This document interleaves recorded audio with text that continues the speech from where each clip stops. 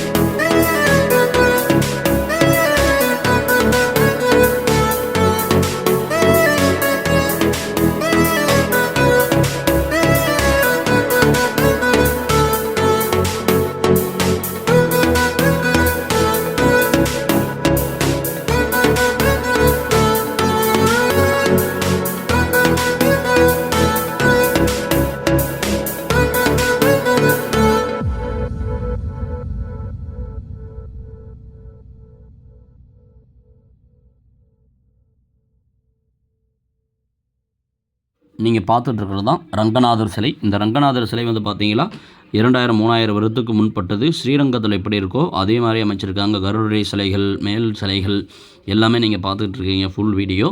இதில் வந்து பார்த்தீங்கன்னா மக்கள் வந்து அந்த மாதிரி புஷ்பம் சாத்தி விளக்கு தீபம் ஏற்றி சுவாமிக்கு வந்து பழந்தேங்கெல்லாம் உடைச்சி பாருங்கள், தேங்காய்லாம் வச்சுருக்காங்க பாதத்தில். இந்த மாதிரி டெய்லியும் பூஜை பண்ணிட்டு போகிறாங்க. மஞ்சள் குங்குமம்லாம் சுவாமி மேலே போடுறாங்க. இந்த மாதிரி ரொம்ப இந்த ரங்கநாதர் சிலை பூஜை இல்லாமல் மக்களால் பூஜை செய்து கொண்டிருக்கிறது உண்டவள்ளி கேவ்ஸ். விஜயவாடாங்கிற இடத்துல தான் இருக்குதுங்க.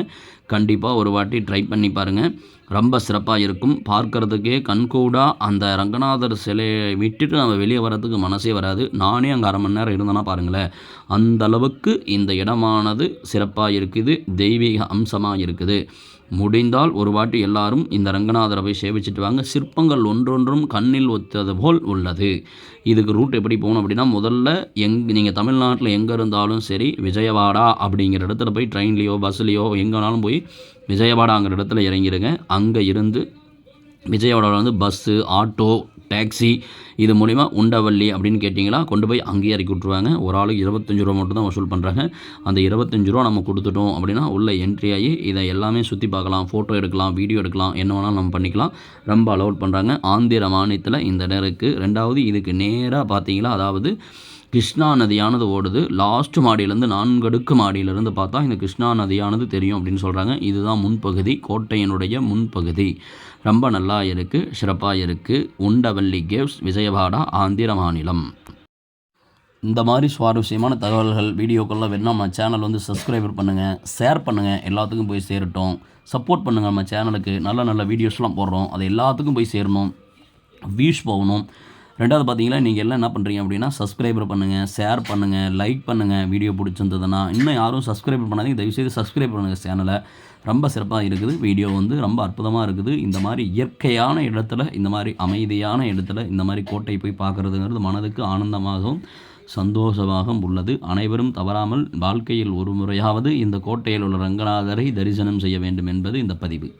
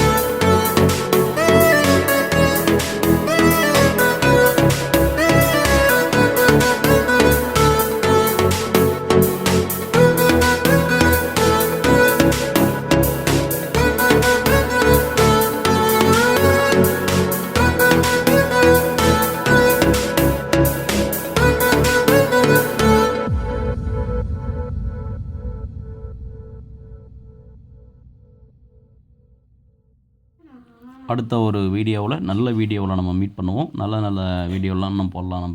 நம்ம சேனல்லன்னு இருக்கோம். ஷேர் பண்ணுங்கள், சப்ஸ்கிரைபர் பண்ணுங்கள், லைக் பண்ணுங்கள். இந்த மாதிரி ஆஞ்சநேயர் சிற்பங்கள் எல்லாமே ஒவ்வொரு சிற்பங்களும் ரொம்ப சிறப்பாக இருக்குது. குடவரையை குடைந்து இந்தவளுடைய அமைப்பானது கட்டியிருக்காங்க. விஜயவாடாவில் உள்ளது. முனிவர் சிலைகள், ரங்கநாதர் சிலைகள், ஒவ்வொரு சிலைகளும் அற்புதமாக இயற்கை சூழ்ந்த இடத்தில் அமைந்துள்ளது, அமைதியான இடத்தில் அமைந்துள்ளது. அனைவரும் தரிசனம் செய்து கொள்ளவும். உண்டவல்லி கேவ்ஸ்.